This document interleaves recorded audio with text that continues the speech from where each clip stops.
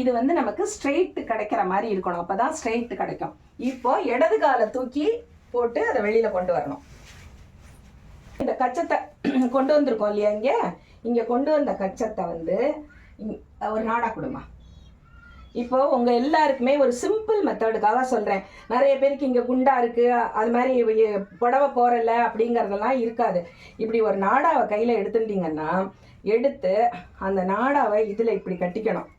முடிச்செல்லாம் போட வேணாம், இதுல இப்படி கட்டிண்டு என்ன பண்ணணும், நம்ம பெட்டிக்கோட் கட்டிக்கிற மாதிரி இதுக்கு இந்த இதை வெளியில விட்டுறணும். அப்பதான் இதை அட்ஜஸ்ட் பண்ண முடியும். நம்ம ஃப்ரண்ட்ல கரெக்டா இந்த கச்சம் வந்து முழங்கால் வரைக்கும் இருக்கணும்.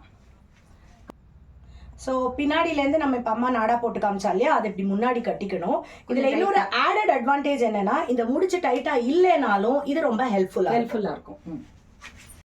இப்போ வந்து இங்கே நாடா கட்டியாச்சா, இந்த கச்சத்தை எடுத்து கொஞ்சம் இதில் ரெண்டுலையும் சொருகிக்கணும், இங்கேயும் இங்கேயும். அது இது வேணும்னா இது வந்து லென்த் ஜாஸ்தியாக இருந்தால் கம்மியாக இருந்தால் இழுத்து எடுத்துக்கலாம் இந்த பக்கத்துலேருந்து. இதையும் இங்கேயும் சொருகிட்டு இப்போ அந்த தலைப்பை முன்னாடி கொண்டு வந்து சுற்றி தழைச்சு கொண்டு வரணும். இப்படி கீழே கொஞ்சம் இந்த லூஸ் பண்ணி தழைச்சு கொண்டு வந்து பேக்கில் கொண்டு வரணும். இப்போ சுற்றி கொண்டு வந்துட்டு தலைப்பை மேலே போட்டுக்கணும். இப்போ தலைப்பை மேலே போட்டதுக்கு அப்புறம் கொஞ்சம் நம்ம இழுத்து இங்கே பார்த்து இப்படி சென்டராக எடுக்கணும், எடுத்து சொருகிக்கணும் நம்ம.